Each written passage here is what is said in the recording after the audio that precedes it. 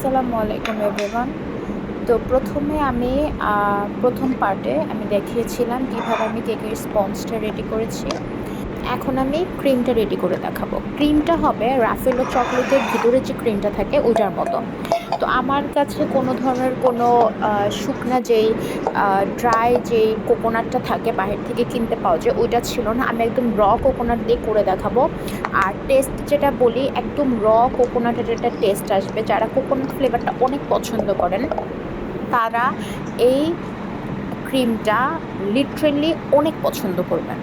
তো প্রথমে আমি হোয়াইট চকলেট দিয়ে একটা ক্রিম করে নিয়েছি, গানাশ করে ক্রিমটাকে একদম সুন্দর করে মানে বিটার দিয়ে বিট করে সব কিছু করার পরে সাথে কোকোনাট দিয়ে দিয়েছি। একদম সিম্পল একটা রেসিপি। আপনারা এভাবেও যদি করেন কোকোনাট কেকটা এত মজা হবে। সাথে আমি গুঁড়া দুধ দিয়েছি, তারপরে কনডেন্স মিল্ক দিয়েছি, এরকম মানে আপনারা এগুলো দিয়ে নেবেন। আর আমি হচ্ছে এখানে দুধ দিয়ে দুধের সাথে চিনি মিশিয়ে তারপরে এখানে সুগার সিরাপটা করেছি, পানি দিয়ে করিনি শুধু। এভাবে করে পুরো আটাতে দিয়ে তারপরে ক্রিম দিয়ে সুন্দর করে ক্রিম কোটিং করে নেব।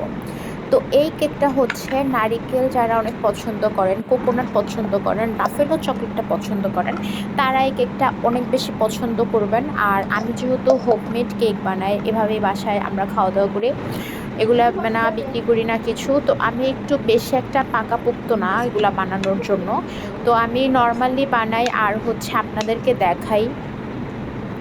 আর আমি এগুলা কোথাও থেকে শিখিনি। তো যেহেতু এত মানে সুন্দর হয় না, কারণ হচ্ছে যে আমি এত বানাইও না, এত প্র্যাকটিস করি না। আমি খুবই নর্মালি বাসায় খাওয়ার জন্য টুকিটাকি বানাই। তো এই জন্যই ভাবলাম যে নতুন একটা যদি কোনো ফ্লেভার ট্রাই করা যায় বাসায়, তো ওইটার জন্য আমি কোকোনাট ফ্লেভারটা ট্রাই করেছি।